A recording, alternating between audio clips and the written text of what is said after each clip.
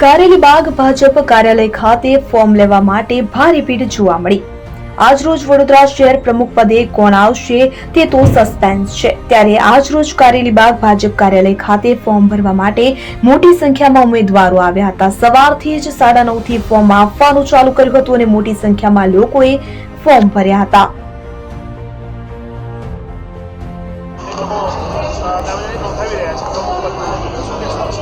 વડોદરા મહાનગરમાં સંગઠનની સંરચનાની પ્રક્રિયાના ભાગરૂપે આજે વડોદરાના અધ્યક્ષ માટેના ફોર્મ સવારમાં 9:30 વાગ્યાથી આપવાના અને 12:30 સુધીમાં એ ફોર્મ એમણે પાછા ભરવાના એ પ્રક્રિયા પ્રદેશના અમારા માન્ય અધ્યક્ષ પાટીલ સાહેબના માર્ગદર્શન પ્રમાણે થઈ રહી છે। દરેકે દરેક કાર્યકર્તા જે ક્રાઇટેરિયામાં ફિટ થતા હોય એ બધા જ કાર્યકર્તાને આ ફોર્મ મળી શકે।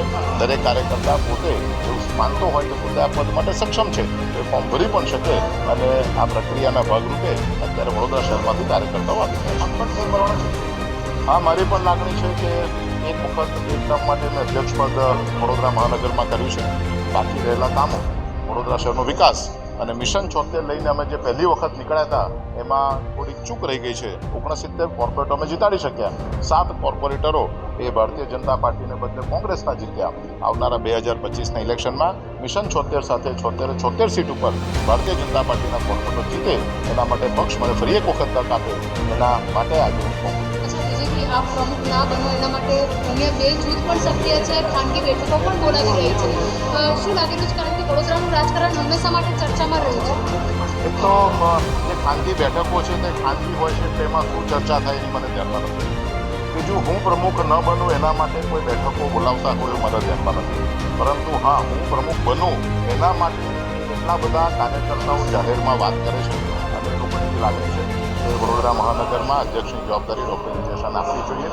દરેકે દરેક કાર્યકર્તા પોતાની રીતે પોતાનો ભાવ વ્યક્ત કરતા હોય છે। જે કાર્યકર્તા સાચો હોય છે તે જાહેરમાં ભાવ વ્યક્ત કરે છે, જે કાર્યકર્તા ખોટો હોય છે તે ખાનગીમાં ભાવ વ્યક્ત કરે છે। જે રીતના પૂર્વ ડેપ્યુટી મેયર અને બીજેપીના શહેર ભાજપના ઉપપ્રમુખ સુલેને કીધું છે કે શહેર ભાજપ પ્રમુખ તરીકે ડૉક્ટર વિજય શાહ રિપીટ થવા જોઈએ, કારણ કે સિંહ જેવા 56ની ચાદી છે। સિયાળનું અને વરુણનું ટોળું કરીને એમની સામે સિંહ સામે લોકો લડવા આવી રહ્યા છે। બેનની જે લાગણી છે, બેનની લાગણીને હું સમર્થન આપું છું અને કદાચ આપ જશો તો આ પ્રકારની લાગણી વ્યક્ત કરનારા લોકોની સંખ્યા ઘણી મોટી છે। કાર્ય બોલે છે, વ્યક્તિ બોલતો નથી। પક્ષ પોતાની રીતે નિર્ણય લેશે, પક્ષ જે કંઈ પણ નિર્ણય લેશે તે બધાને શરૂમાં લેશે। અચ્છા, વિજયભાઈ, છેલ્લો સવાલ, જે રીતે વડોદરા ભાજપ વિવાદોને લઈને સતત ચર્ચામાં રહ્યું છે, આગામી જો આપને ટર્મ મળી તો આ વિવાદો અંત તરફ લઈ જવા માટે કયા પ્રકારના પ્રયાસો કરાશે?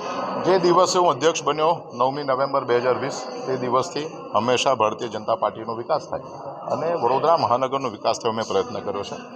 એ પ્રયત્નમાં ક્યાંક ને ક્યાંક મારાથી ભૂલ થઈ હોય અથવા ક્યાંક ને ક્યાંક એમની લાગણી ન સંતોષાઈ હોય એને કારણે જો વિવાદ થયા હોય તો આવનારા સમયમાં આવા વિવાદ ના થાય ચોક્કસ આપણે પ્રયત્ન કરીશું।